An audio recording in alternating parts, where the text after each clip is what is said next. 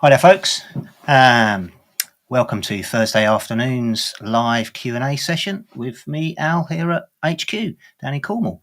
It's another Xone session today, so let's get me branding up a little minute. There you go. You can all ask about the merch again. Today, I'm hoping to just have a little chat, maybe answer some questions if you've got some, to talk about levels, gain, meters, things like that on our DJ mixers.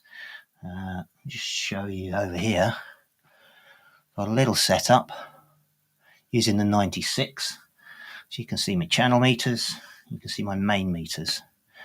And the idea here is to just walk through a couple of things that we all here probably consider best practice, something we do without really thinking about it. We see comments and stuff coming into our support crew and generally around the internet where I think people using the DJ mixers are perhaps making some assumptions or perhaps don't understand quite what some of the controls do or how best to set them up. So the reason that it's gain, levels and metering is so that we can talk about, let me switch again here, your gain stage for the mixer on the input, which is this control here. On most of them, they're generally called gain. Some of our mixers, it's a trim control. There's a little difference between the two there. Your faders, obviously, for the channel, which on all of our Xone mixers at the top of the travel is unity gain, which is the same signal coming out of the channel as is going into it. The metering we've got on the channels there. I'll just give you, there is some metering you can see. I've got a few different sources coming in on the mix here. And then obviously the master meters over this side. Now if I turn this signal up, for example, you can see that hopefully, and then turn that up there, you can see on the master. And you also might notice, any keen-eyed of you out there, there's a slight discrepancy on those 2 meters. We'll talk about that later. The other thing that I just bring to your attention, so that you can see my point of reference, something hopefully you're all familiar with, is in all of our user guides for the DJ products, and it's this page here, which talks about operating range. Maxime, Sonoga, hi guys. Anybody else out there who wants some questions and wants me to clarify anything I'm talking about or got some questions, pop them in the comments and we'll get back to you on those whilst I'm talking. This picture here, and hopefully you can see my little hand, is in all of the user guides, and it talks about the operating range, where your music level should be in relation to your meters and dB. If you haven't seen it, download your user guide. It's at the back. So you kind of read everything about a mixer before you get to this stage, or you can just flip straight to it and have a look. We talk a lot about our dynamic range, signal to noise ratio, headroom, clipping, peaking. Listen, there might be a few guys on the Allen and Heath channel who are just saying, why is he going on about this? We know all about that. We're professional sound engineers. We do this every day. Guys, this isn't a session for you. This is for our DJ users who aren't necessarily technical engineers and have come to it like a lot of us DJs, just kind of learning as we go along. So I'll just go through a bit of a glossary, if you like. The operating range in relation to this image and our meters, if you like, down here, and I'll talk a bit with the mixer as well in a second, is how loud and how quiet the signal can be, between it being turned down very, very quietly and it turned flat out. And what we often see and what all sorts of people will argue about is driving the channels hot or running it in the red, peaking your meters and stuff like that. So all the way down here, really, really quiet. We're looking at minus 80 dB. You won't hear that. You won't see it in the meters either. but there is stuff happening in the mixer. That's kind of electronics going on down there. You won't hear it. It's not a problem. It's just what it does, because these are analog mixers we're talking about.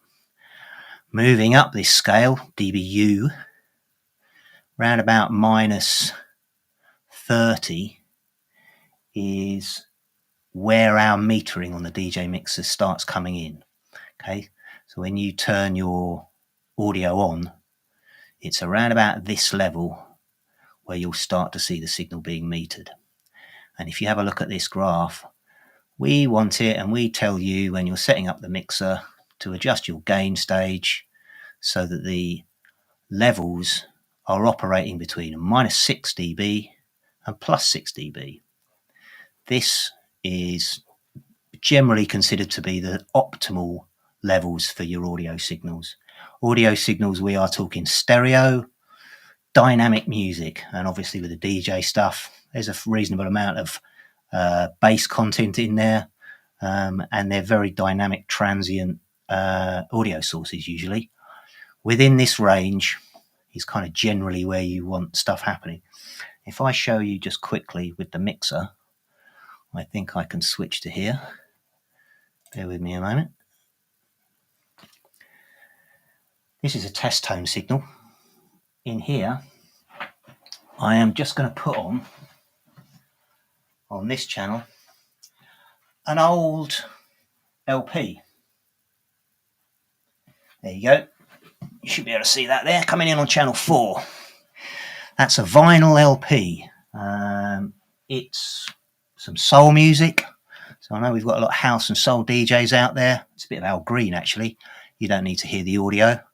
But as you can see, gain here is what we see typically a lot of users doing, is setting it to a center position and then just moving on, turning up the channels, getting into the mix. On this audio source, it's not really even reaching 0. If I cue it so you can see it on both of the meters, you'll see for this track, the peaks in this audio is just getting around into lighting the blue LEDs. So the record is pressed fairly quietly. What am I going to do about that? This is why I want to talk to you about gain. How to set the gain is with this control, and it's an adjustable control. It's adjustable for a reason, because when the audio is a little bit quieter like that, see if I can do it so I can show you. Bear with me. Let's have a look. I can turn it up a little bit. There you go. Turn that up a little bit. Keep turning it up. I'm going to keep turning it up until I've got my cued levels. There we go. I want that to be reasonably loud in the club. That is where we're talking to you about the nominal operating range. So this signal coming into this channel, before I turn up the fader, is around about a level where I want it to be, so that when I turn up the mixer and that signal goes out to the amps, the audio driving the speakers is got the full best content of the music, and also has the least noise, the best what we call signal to noise ratio. There you go. I'll show you that again there. I'm just going to take my record off because the other one I've got lined up is a different sort of record, which will give quite a different signal level. And let me just demonstrate that now as well. I shall go back to show you the mixer. I've set this back to the center detemp position again, and I'm referencing a lot of you users we see out there just kind of set that control to the middle and then kind of mixing. And let me just drop this. This is a 10-inch record. I call it a dub plate. It's cut a lot hotter. There you go. Straight away, when I play that tune, already my meters are where you saw I had to adjust that for the old vinyl LP. That's completely normal. I would expect a 10-inch recent dub plate cut to be reasonably hot like that. I wouldn't expect an LP from the 70s to be cut like that. So I would expect to have to move this control one way or another to balance this level before I start mixing it. Okay, so setting your gain, generally speaking, best practice is what we're talking about here.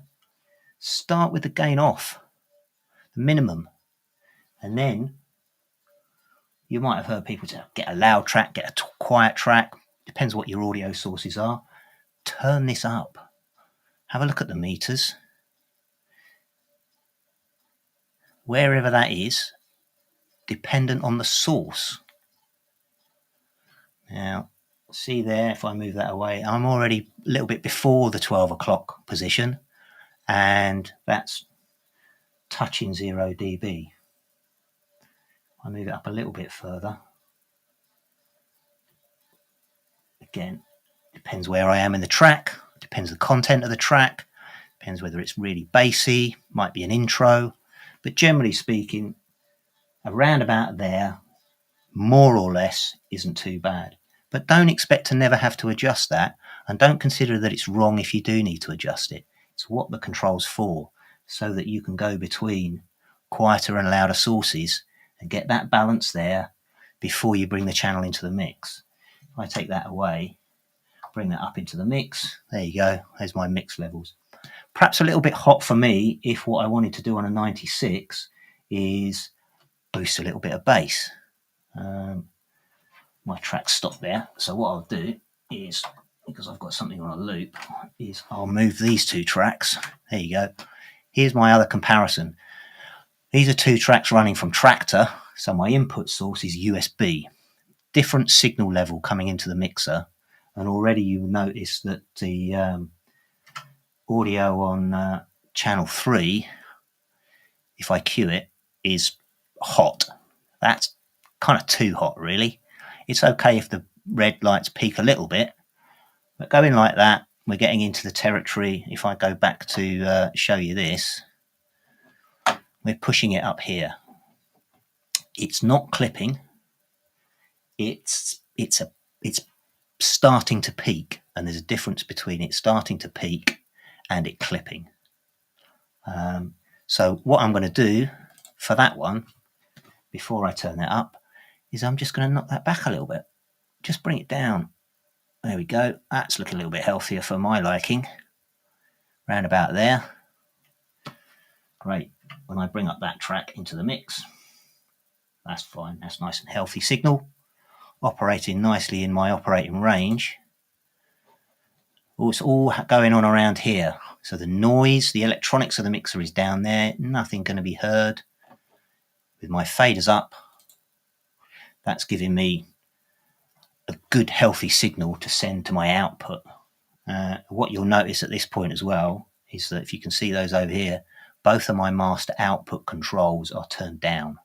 So there's nothing going to any speakers that I've had connected to this mixer. Fine. We're talking about setting up the gain stage here.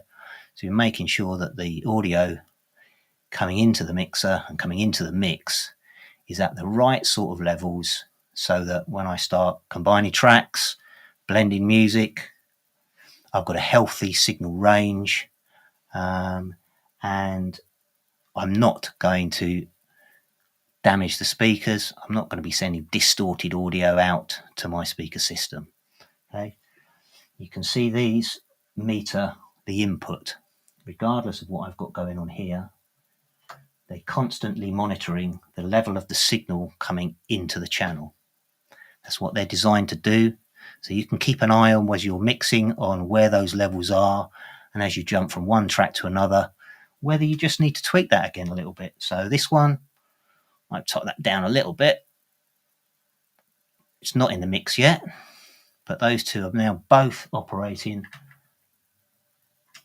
more or less within a similar range. So that if I flipped between one and the other, that one in the mix, flip that one in the mix, they would come in or into the mix and out to your speakers at roughly similar levels. The reason why we leave a little bit of headroom, this bit up here, is so that when I start to get into the mix and I start to get creative with those tracks and I start to cut the bass on that one, boost the bass on this one, those levels in here don't get driven into the red. If I show you as an example and I set those back at where they were, straight away, if I bring them both into the mix, bring the bass up on that one as well, you can see those meters there, they're now pretty well just sat in the red. It won't damage the audio on this system because we've got more headroom than the meters show you, but trust me, it's not going to sound as good as you think it might. People who say, drive it in the red, run your DJ mixers hot, that's how it sounds better, I'd be inclined to disagree with you there. You're just kind of running your audio into the top end of the system. Whereas music is dynamic, you want to hear the transients, you want to bring the mood in and out, that's the musical energies. So turn it back a little bit, give yourself the headroom and use the dynamic range in the channels. As I say, when you start getting into the mix and you add a filter onto one of those, boost it into wild, stuff like that, that's also going to add energy here. Let me show you this with a way I quite like to use the filter is down here in the low end and use it to boost bass frequencies. This is plus 6 dB here. So if I set this channel to be operating up around there, before I've done anything in the mix, as soon as I add the filter on and turn it wild, I'm just pushing all of the musical energy right up into the top of the dynamic range. It honestly, it's not going to sound as good as if you give the operating range its full travel to work with. The other thing that will happen is as you start to add different sources to the mix, and if you bring back effects into the mix, which I can do here hopefully with one of these channels. If I send from here, there you go, you'll see there I've got a return channel coming back on that one.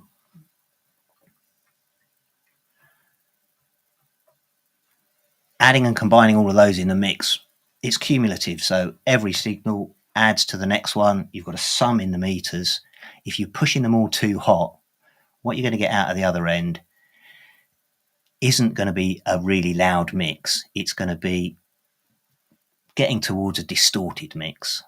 The way that you get a louder mix or a louder output is turning up your master levels and or getting a louder amplifier and a louder pair of speakers. I can see a few questions coming in, so I realise I'm prone to ramble on a little bit. Let me have a quick look through some of your questions. 96, is there now any way to see the meter reflecting the output after the master knob? So it seems to be a pre-master knob. Maxime, thanks for the question. There is not. The master meters on all of our Xone mixers are pre-master level control by design. And the reason for that is, as if you've been following my rambling, it's so that you can monitor the signal levels that you are sending to the mix. And the idea is that you want these, and you want to be aware that these aren't clipping, aren't being distorted, aren't all just up there in the red like this. That's going to sound horrible. Before you even get to the speakers, you know that audio is not really in a good place. The reason we keep it pre-master level is because with these sort of mixers, we would assume that your inputs on your loudspeaker management system or your hi-fi amp will give you some idea of what level that amplification system is receiving.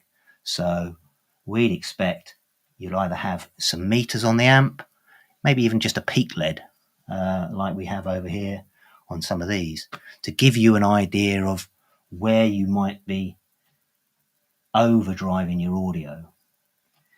So these are designed so that you can monitor the signal within this system and know that it's where it wants to be within that operating range. If we were to give you post-master level metering,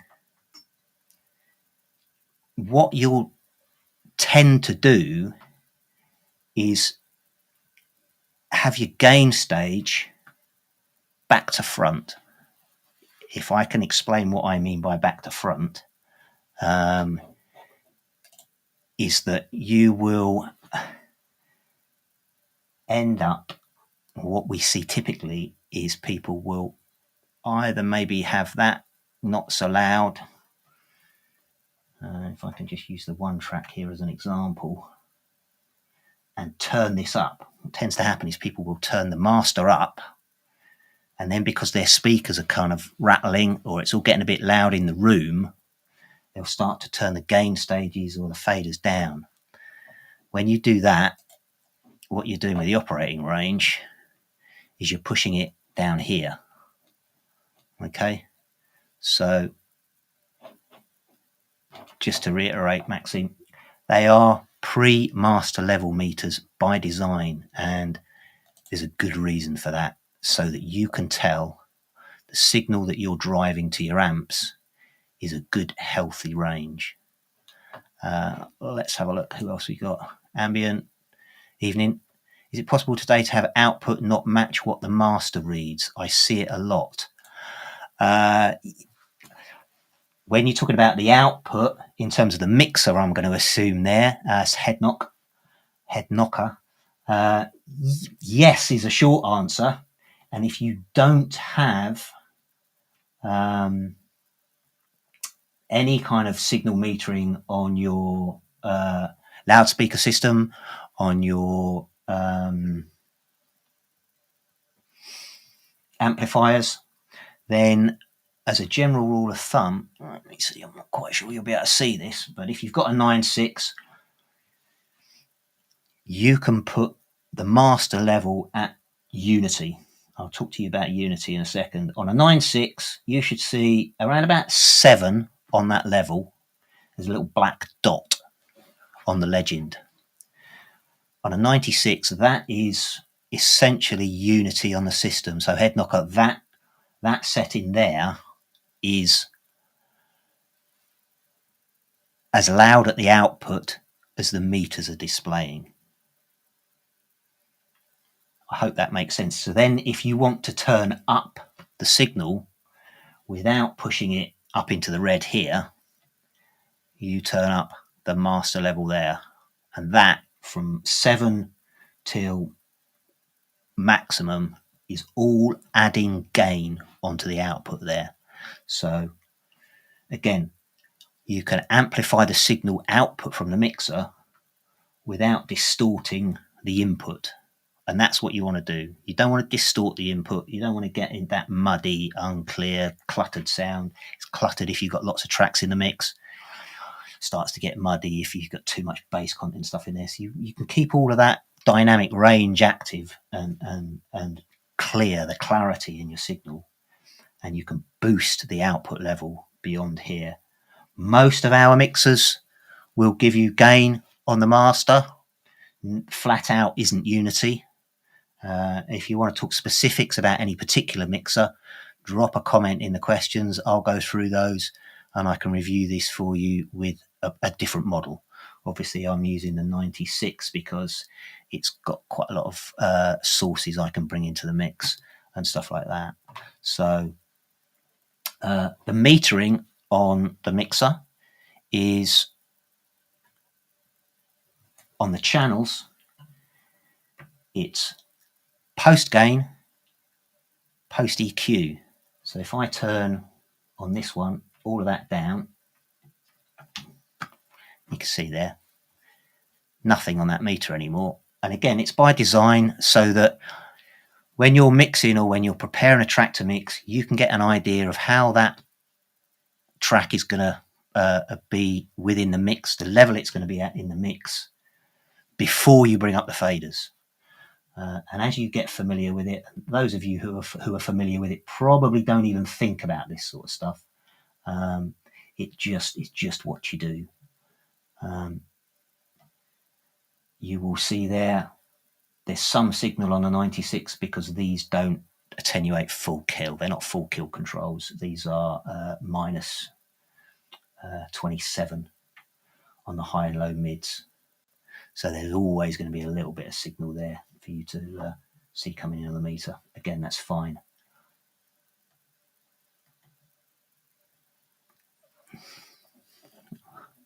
Things often being actually louder than what the meter reads. Again, the meters read very accurately on these mixers. If it's louder, you've either turned up the master, say on a 96, beyond this unity point, or you've turned up your amps, your speakers. So the signal output on these is pretty accurate. I did a couple of checks yesterday with some of the guys in R&D. We did some scoping on some D-scope equipment, and I'm very confident about the kind of levels of the metering we've got going on here. Let's have a look. Mike, I wanted to ask if the signal return of AB adds level on top of the channels. Channels appear on the mix, leads at 0. My return A has level 0 2. When I add 75% of A, my mix level increases to like +3 or more. But since I'm adding 75% of the same, shouldn't there be no extra? Let me just reread that again a minute. I think the short answer to this, Mike, is yes, you will add level, especially if you're in the mix. I think if I've understood what you're saying, if I can demonstrate it, perhaps. Let's use 2 and 3 because I've got a loop running on those. You saying you want to add, you've got them both around about 0 dB. When I add like 75% of your mix level, so you're saying some of the fader travel, I'm assuming. That's where that is on the meters there. When you've got more than one track in a mix, you should expect those two to be cumulative. So this will show higher on this meter than you've got there. That's perfectly normal because you're adding the signal from the 2 tracks to the mix. And as I say, it's a cumulative sum. So the 2 together is greater. The sum is greater than the parts. And yeah, sorry, as my producer there, Mike, if you think 0 plus 0 equals 0, it's not quite. What you're confusing is unity plus unity equals 2 signals. So it's louder than unity. Let me talk about unity perhaps to give you a little bit of context. What do we mean by unity? We mean by unity 0 dB. So on our, what I'll do is I'll show you here with the test tone, just a little bit easier to demonstrate, I think. Let's get those out of the way. And again, over here, you can see there, that's just not quite unity. That it's showing on the LED -3. That's not necessarily exactly -3 dB. Okay, it's an indicator, and we've got 3 dB increments on that. If I cue it and adjust it a little bit, you can see there I'm now at 0 dB. And if you have a look here, for this signal, it's just slightly past 12 o'clock. Again, so if you were listening from the start and can follow my rambling, this isn't a default position for 0 unity. It's got a center detent, and we've designed the different preamp circuits so that unity is close to that position on the pots. The reason for that is because we know a lot of you are switching between line levels. A lot of you are playing CD audio, vinyl audio. You're using USB. Bear with me a minute. My record is running to the end there. All different sorts of music coming into your channels. And we know that a lot of you get frustrated by having to adjust this control from here. If you've got a particularly hot line level input, you might have that quite attenuated.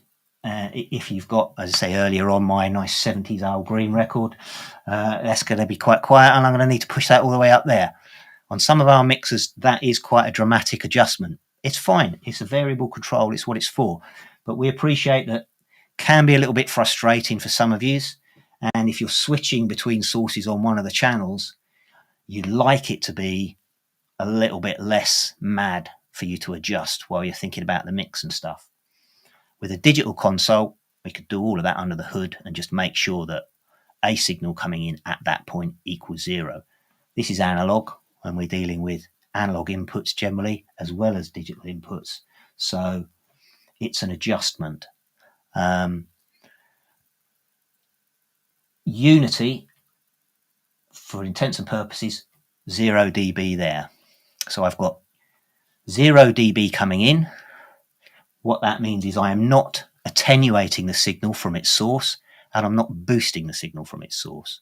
It's essentially as loud as it was when it came out of whatever it was that produced it. And when I turn the faders up, unity again. So if I want to be playing audio without affecting its levels with the mixer, this is the kind of setting you're looking at. I've got unity coming in, 0 dB on the meter there. I've adjusted it accordingly, wherever that needs to be for the signal source. I turn up my fader to the full extent of the travel. That's unity. So there's nothing being added or taken away from that signal on its path through the channel to the fader out to the mix bus. Now the mix bus to output to my speakers, if I want that at unity as well, as I say on 96, we've given you a little dot, which is more or less unity. So 12 o'clock-ish on the gain, fader full up, master at 7, you're around about unity there. But again, we wouldn't suggest you need or should get too obsessed about this. And the reason for that is because I'm showing you here, illustrating with a test tone, and nobody in a club is listening to a test tone. We want to listen to some music. And once you get the music involved, as I say, it's a dynamic signal. It's moving around all the time, and it's in stereo. So it's moving from the left to the right, hopefully, a bit of delays in there, whatever it is. Some of that music is moving around the room, the space that you're listening to as well. So the dynamic signals in audio should be allowed and able to move up and down between that range. If you've got a good speaker system, you'll be able to hear those differences in level, and that's kind of what makes music what it does and what it does to us. If you have all of your level pushed up into a very narrow or predefined range, to go back here, if you push it all up into the red, like I say, a lot of people say, oh yeah, drive them in the red, they sound great, just keep all the channel meters in the red. For starters, you'll frustrate any front of house engineers who might be driving a mixer. They'll bring over the tape, they'll start telling you not to touch your faders and stuff like that, so you won't be building a good relationship with the crew for the venue, and you really won't be hearing or listening to the audio as best as it could. It's a bit of a myth to say that pushing the levels to the maximum and peaking it hard gets the best from the system. It's not true. The best way to run the systems are within the normal or nominal operating range. And as I say, in terms of before you've done anything creative in the mix, plus or minus 6 dB is a good, healthy signal and will give you the headroom, the extra level that our system has built into it to enable you to start boosting a bit of bass. I mean, I'm being very I'm exaggerating what I'm doing here just so you can see it on the meters. But as I say, if I keep that nicely at unity, more or less, bring it into the mix here, perhaps I'll enable the split Q so you can see where my master is. Let's cue that one. So there you go. That's my master here. Sorry, it's my Q here, my master level there. I can keep an eye here on the fact that the input signal is okay. I can also keep an eye on what's going out of the system here. And if you'll notice there, if I start to, I'll exaggerate it for the demonstration. If I start to boost that, there you go. This one is now starting to output a little bit of peaking. A little bit, that's fine. As I say, if it's touching, flashing occasionally like that, it's not a problem. Those transients in the mix, those little punchy bits in there, that's all fine. For it to be running into that like that, not a problem. We've got plenty of headroom in the system above here. To say our meter's peak indicator, if you look at the top of the channel strip, it'll got a PK and an exclamation mark there. That's an indicator to say to you, hang on a minute, you're getting up to the top end of the level, and if you push that there and push that there all the time, it's not going to sound as good as it could. Your audience's ears are going to take a beating over the night as well, and you're going to be, sore heads and sore ears the next day. Genuinely, it's not the best way to mix. I've probably lost the thread here a little bit a minute. So what I'm going to do is I'm going to stop talking and I'm going to have a little look through some of your questions. So when a 96 mixer in black? We're not going to go there. You've got skins and stuff like that if you want a black one. We've never done a black 96 or we've never done a black 92. So love all these live streams, A&H. Thank you, Tito. The guys, if you ask me questions, I can give you answers, and that will stop me rambling on like an idiot. And hopefully we can, engage with you directly. Can you connect a K2 to a Pioneer DJM 900? E minor. The K2 is a controller, MIDI controller. It does have a sound card in it. So if you wanted to use a K2 to control software like Traktor, something like that, if you've got K2 hooked up to Traktor, like I've got here on this one, and you want to use the audio within the K2, then yes, you could connect it to a DJM 900 because you would output from the sound card of the K2 on RCA cables into a line input on your DJ mixer. That would apply to any other DJ mixer. The question, if you're asking about the X-Link and the network ports, the RJ45 sockets on the back of a K2 do not connect to the RJ45 network sockets on a Pioneer mixer. They do different things for different reasons. Hiya, David. LA, you've got an SQ5. Okay, cool. That will be one for Keith, perhaps. SQ7 price, Eden, that's another one for Keith. This is a Xone Q&A here. So, as I say, whilst I'm rambling a little bit, I think we're 3 sessions into the Xone series for this year. I'm trying to cover some general topics and offer some general advice. I think Keith is a way past where I am at this stage. So possibly a little bit more coherent Q&As you're getting out of him at the moment. But the Q volume knob goes to 11. Does it make it louder Q than other mixers? Well, any of you guys who know why stuff goes up to 11 know what we've done there. Whether it's louder than other mixers or not, I guess I don't know the answer to that, Maxime. It goes up to 11 as a nod to those old school engineers who will know the Spinal Tap reference there. It is, what I can say, a very capable and loud headphone amp. So if you've got it turned up to 11, you've either got some very, very high impedance headphones, or you're going to be having some hearing problems sooner or later if you haven't already got them. 11 on our mixers on the Q bus, I would expect, if you've got your operating gain levels set right, if it's going on, where have I done here? What have I got going on now? Oh, we've got all of that boosted, haven't we? It's a little bit too hot for me. Why is it too hot for me? I've got big loud speakers, and I know my speakers can produce the sound very, very well and loudly on their own right, so I don't need to drive this too hard. I digress.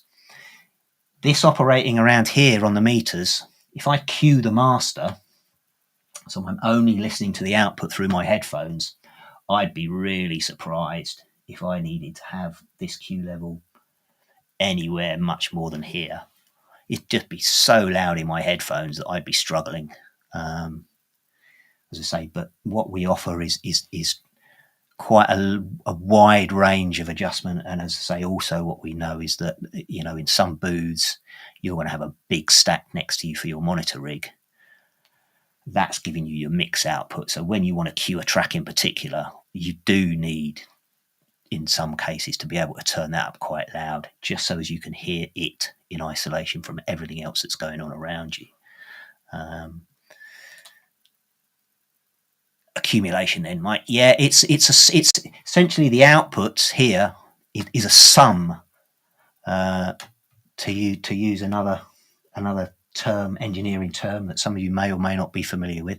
I don't really want to get dragged into the sort of minutiae of the technicalities, because, say, either if you're looking at the A&H channels, you'll know what we're talking about, and I possibly aren't explaining it exactly as you'd like me to.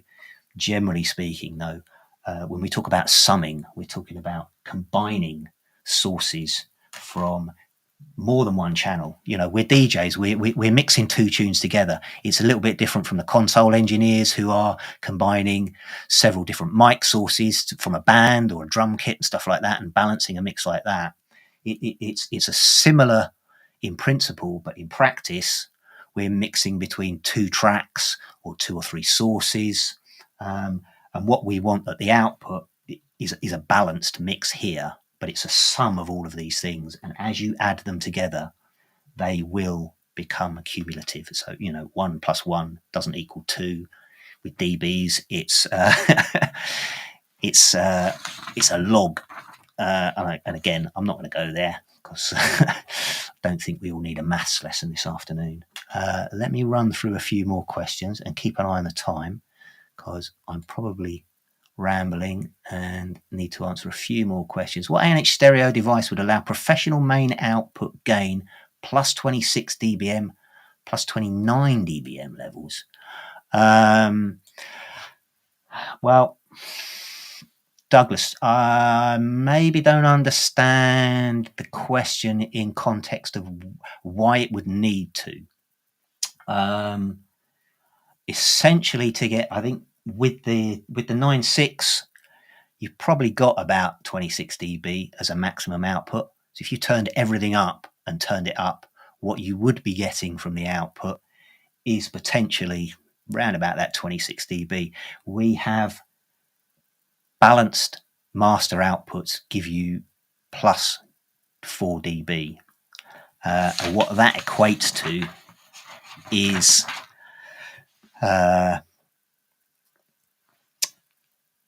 plus 4 dBu is 20 dB below max headroom. So that's referencing 0 on the meters is plus 4 dB at those balanced outputs, you would still have gain above that. Just to go back, if you were following earlier, with this here, master at, let me show you the master too, it's a little bit clearer to see on the camera. They're around about unity. At the output, the signal level is plus 4 dB on top of that. If you want to turn that up more, you'll go up here, and that will give you around about 24 dB, plus 24 dB on the outputs. Everywhere else, if you need to make things louder, if you want the room, the audio in the space to be louder, if you want your SPL levels higher, that's the amplification and the speaker system that handles that. This is not the mixer. The mixer isn't an amplifier of signal level. It's in that context. And again, I'll be wary of going too far down that rabbit hole, because somebody will either correct me or I'll stumble over my glossary of terms and end up confusing somebody a little bit further. But 26 dBm, if you've got a 9.6 running well, these channels here, if I bring all of those into the mix again, if I had this going on in the mix, couldn't tell you what that might sound like if I put the audio out, probably be a bit of a car crash. But if I've got that going on, take that out, that's a good signal, I'm happy with that. Throw them up there, let's add a filter to one of them, keep him high, let's get that going, maybe, and we're going to boost a bit of that. That's probably even a little bit tame for some people in a club environment. Let's get it doing that. It's a little bit better, isn't it? That's probably a little bit more like what you might see. I'd be inclined to say that's a little bit hot, that. Maybe certainly if front of house engineers might come over and see that happening, they probably turn it down for you. But if you have that there and you've got this turned all the way up, so long as your amplifiers can handle that, you're going to be in the 26 dB region. Other than that, I think I've maybe clarified a question. Perhaps I hope I've answered it. I have a question. Is there out to work two outputs, one with mic and one without the mic? Doc, hiya. I think we've had a couple of conversations on maybe support, and in one of the forums out there, I think I had a little look around and looking for a few comments and questions that hopefully we can help with. Two outputs, one with a mic and one without a mic. If you are talking about the 9.6 in particular, 92 would be the same. I think the PX5 would also offer you what we call a clean feed bus. So if you have a microphone input into the mixer and that mic source selected, one of these two channels on the 9.6, there's only one on most of the others. 9.2's got two. We designed this system so that this mic signal won't be sent to your booth outputs. It also won't go to your record output by default. The reason for that is when the mixers are designed and the environment that they're considered used most normally in is clubs. And for that type of environment, that, the club mixers, generally speaking, the guy on the mic is typically giving some announcements, some shout outs, some stuff like that. It may not be quite what you want in the mix that you're monitoring. Okay, so it doesn't go to the booth output, because if the guy with the mic is in the booth, you might get some feedback in the booth if it goes to the booth monitors. And if you're recording the mix, certainly typically when Xone came into its own and those designs were conceived, can I be frank, the guy on the mic, you didn't want him on your recording because he was probably not part of what you wanted to have in the mix. I would say wedding DJ, something like that. Somebody giving a shout out in the booth, or the bloke who came up and went, "Oh, give me the mic, mate. Yeah, I'm going to chat to that." Blah, blah, blah, blah, blah. And no offense, maybe it wasn't the ideal thing for you to capture with the recording with your well-rehearsed mix. That's the that's the sort of simple answer as to why we have a clean feed system. If you are DJing with one of our mixers and the MC is part of your setup, it's part of the rehearsed thing, if you want to capture that MC in your recordings, there are a couple of different ways you can do it. You can either reconfigure the mixer permanently to disable the clean feed bus. So internally within the mixer, it can be reset. We would ask you to take that to one of our authorized service centers to have that done. We don't want to encourage you to open the mixers up any more than we need to, or any more than you would have to. And the clean feed bus is one of those. So you can take it to an authorized service center, contact one of our distributors. Your retailer hopefully could help you out with that. And if they say to you, don't know what you're on about, mate, get them to contact us and we'll tell them all about it. But that's the permanent way. So if you had a 96, you're working a 96 with an MC as part of your setup, and you do want to capture him, and or you want to listen to what he's saying, what he's chatting in the booth, you can disable the clean feed system. You could do it for one or other of those channels. So you could still have an announcement mic, which doesn't go to the booth, and you could have your vocalist's mic, which would be part of your mix signal in the booth. The slightly less permanent way, or the kind of more user-friendly way of doing it, if you like, would be typically for recording. I think this is the one we see online. People who are streaming. Doc, I don't know if this was specifically the topic we were discussing, where people are streaming and they want to give a shout out on their stream. The stream is a USB capture. Then you can route one of your master buses, and I think generally in the examples that I've given people online and that our support guys will give online for the recording purposes, is we would suggest you connect the master 2 output and use the master 2 output as your recording source input. Typically, I guess I'm going to assume the application is streaming, OBS, something like that. You're doing a cast, you can't hear the mic, or you want to hear the mic as well. What we would typically suggest to you is to connect the master 2 outputs to the line inputs, and select that line input's USB channels as your source for OBS.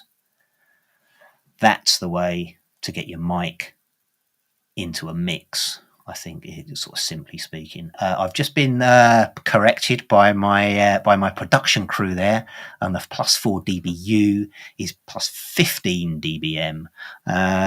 Again, as I said, in terms of getting into the difference between dBUs, dBm, dBV, dBFS, the only other one I'm really going to reference is dBFS, because dBu, dBV, it depends on whether you're referencing source or input impedances, whether you're talking about current or voltage, and which is why we reference generally dBu as a unloaded reference.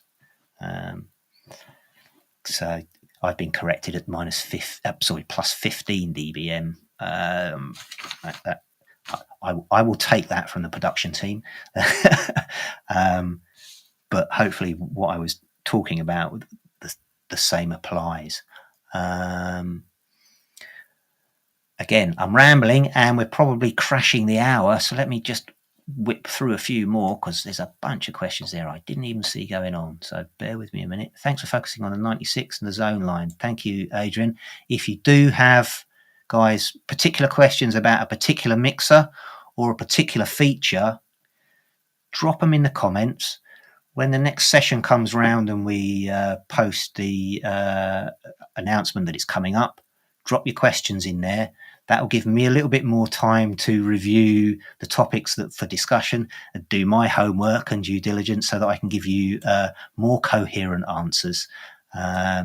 Use the Xone, not Doc's back. I use the Xone 910. It works, but not the best way due to ducking. Okay. It's a slightly different question we're talking about there in terms of sounds like Doc that you are that voiceover and DJ, you want both to be captured. I think what I would suggest is review the gain stage, review the gain settings, and as you've said, you'd use I used 910. It works, but not the best way due to the ducking. So I think you were saying you're using send to get your mic back into your mix. It wouldn't be the ideal way of doing that, I don't think. A little bit confused. Perhaps what I'll do, Doc, is catch up with you on the thread we've had in off the sessions. Just get a better idea of the question that you're asking, and I'll give you a more coherent and informed particular answer to that next time. Josho, any tips like the ones you gave last time about looping the audio from record out or jack out into a channel input for record? Josho, that was what I was just talking about, actually. If you want to capture the mix output for USB streaming, which I think is becoming more and more typical, certainly, the way things have been recently. For this mixer, for the 96, use the audio sync out or the record out if you just want to take the music source and bring that in as a USB input. I'll perhaps review that in a little bit more specific detail because we'll be wandering off topic a bit here, and I probably need some different screenshots and stuff to show you. But if you want to capture just the audio for OBS streaming or something like that, an application that will only allow you to use USB channels 1, 2, then the short way of doing that is take record out, connect it to line in on channel 1, and select channel 1, 2 on your cast software. You can use the audio sync out instead of the record out. You might have the record outs connected to a hardware device. The audio sync out sources the same signal. If you need the mic input, the mic signal to be captured with your cast as well, use the MST2 outputs on the back. You can connect from those unbalanced to the line in. Again, bear in mind how you set your gain. Adjust it so that you've got your levels. Don't just set your mixer like that. Expect everything to be lovely. It's perfectly normal and acceptable and genuine. It's not a problem to have to adjust these up or down a little bit. Let's crack through a few more questions because time is probably running and passing fast. Not sure if you talked about the sync out yet, specifically some use cases. I think the sync out gives you an audio source. It's the mix bus output minus microphone sources. You will find quite a few bits and pieces of equipment out there that perhaps need something to sync to, BPM meters, stuff like that. Our old systems monitor the audio to get a tempo reference. So the audio sync out is another output on the rear of the mixer that you can use for stuff like that. You can feed it as an input into any other source. And we've got a few ideas here at home as to other things we might like to use that for, but I'm not here to talk to you about that just now. Let's have a look. I'll crack through a few more questions before I say goodbye. Jump on about 15 minutes ago. Don't know if you already covered this. How does the crunch on filters affect the signal levels? George, that's a great question. It will add signal level. It will add amplitude to the signal level. Sorry, I should say. The crunch, if you're not familiar with it, or if you've used it, or maybe don't quite understand the terminology, I am going to show you in another session with some spectrum metering and some monitoring so that you can sort of see what's happening at the same time rather than hearing it. Crunch adds harmonic distortion into the signal path, which, for those of you who were in at the start and me referencing running everything into the red, is kind of what that's about without running it into the red. What we're doing is we're adding nice distortion. Harmonic distortion is very pleasing to the ear. It's where you get people talking about just overdriving stuff, having a drive-in thing, pushing something to work hard is not, in electronic and audio signal terms, the same as distorting it to clipping, and it's probably worth noting that the two things, whilst they sound and quite often use the same terms, aren't the same. So harmonic distortion adds character to a sound.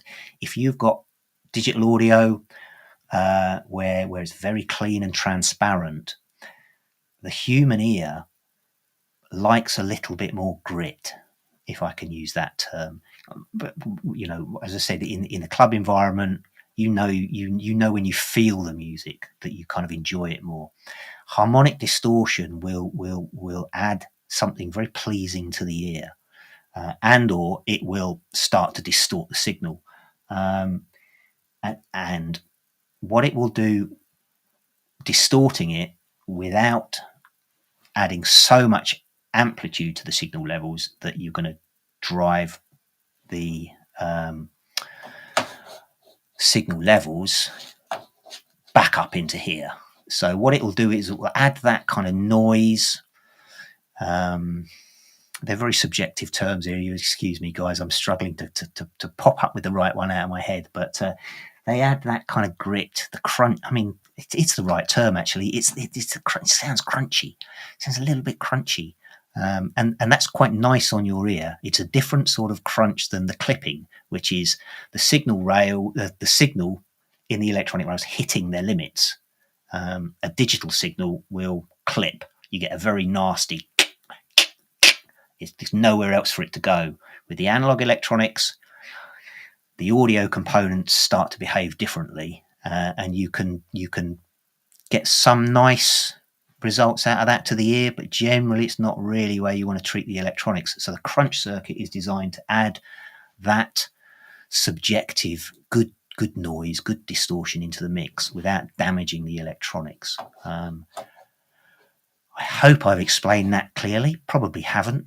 It's maybe one we'll revisit. As I say, I do plan on talking in more detail about the filter stage, show you as well as describe what happens, why it happens, why we've designed it that way, and why we think it's become pretty much standard on a lot of mixers in terms of having a filter.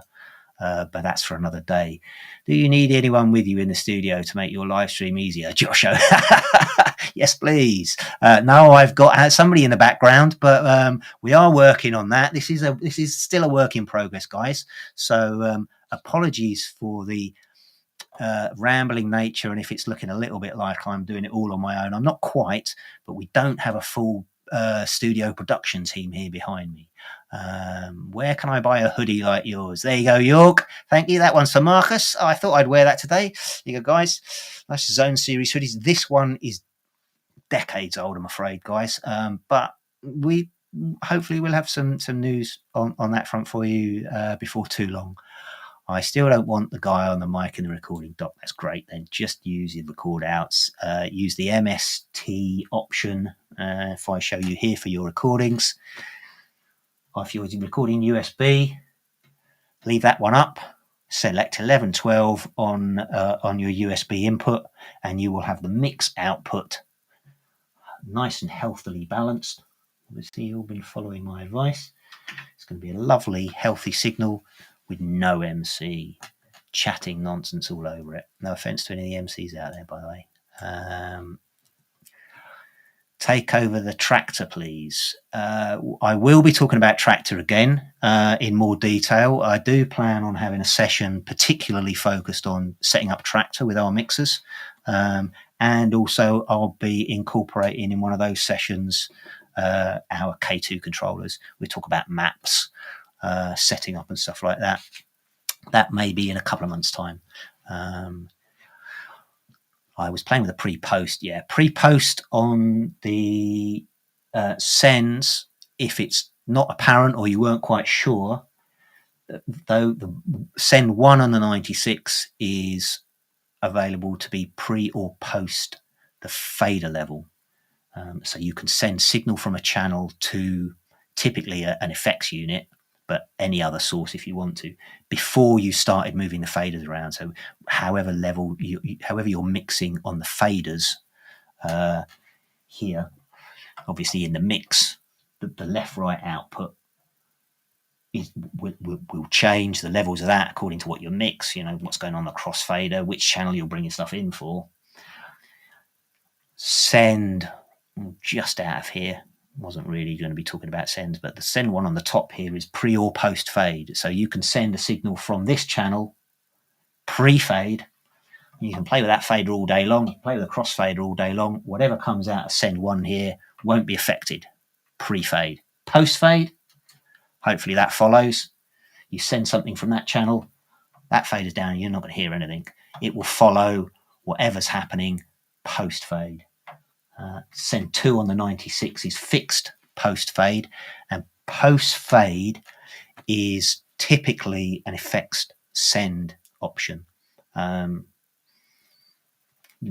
Pre and post fade. Some of the design in our mixers comes from sort of our heritage of live consoles, and pre and post phase sends are used for slightly different purposes in those contexts.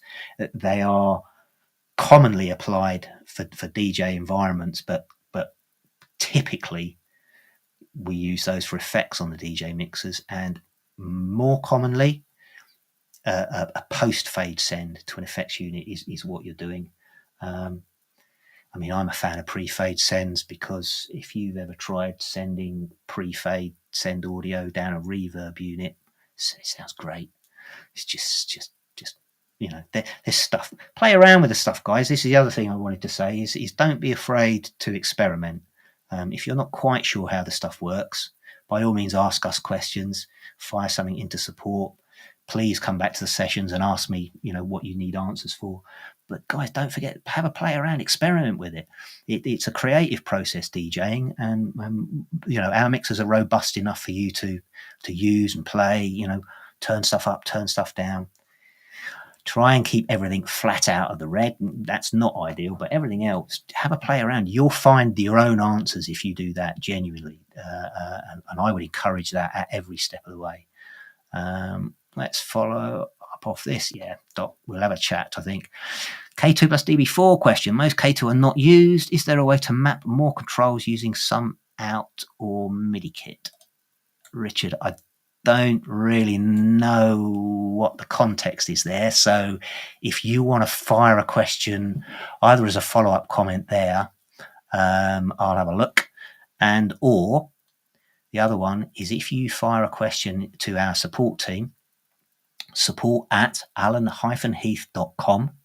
You can do that via an email. That will open a ticket with us. Or you can go online, go to our support centre, follow the links on the website, open a ticket with us there and ask your questions. You can see the links there in the chat. We'll get back to you. We'll answer your questions. We can maybe get into a little bit more detail. And certainly if you're answering the sort of questions that we think a lot of other users would be interested in hearing the answers to, it's the kind of thing that I'll cover for you in a future session. At this point, probably what I'm going to do now is love you and leave you, because we've crashed the hour. My vinyl there is crashing into its label. I could do with a little drink of water. And you've probably heard enough from me by now as well. Next time, I've got a feeling Jack might be back from America. If not, it'll be Keith. Not quite sure when Alex is going to come back and do another session for us, or if he is. But we will all be back. I'm Al, product specialist here at HQ. Generally, I cover the DJ ranges. And if you see me here, that's what we're talking about. The other guys will be in and out doing the live sessions. Some of our sales specialists and the guys who are out about in the world, Val, Martine, they might pop up now and then as well. But generally, the regular Q&A sessions will be myself, Keith, who you all know and love, Jack, who I hope you all know and love, and I'm fairly sure Alex is going to be popping up now and again as well. So, listen, there's one more here. Can you ask about Avantis? Kestutis.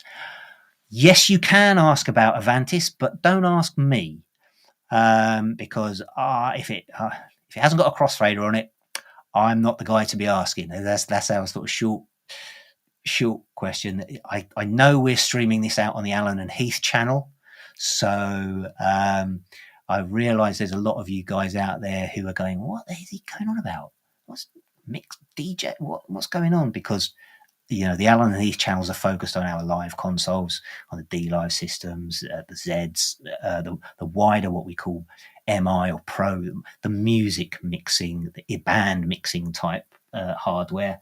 What we wanted to do after the last couple of years is just talk to you a little bit more about the DJ stuff. We haven't done that for a long time. So when you see me here rambling on, we're rambling on for the DJs.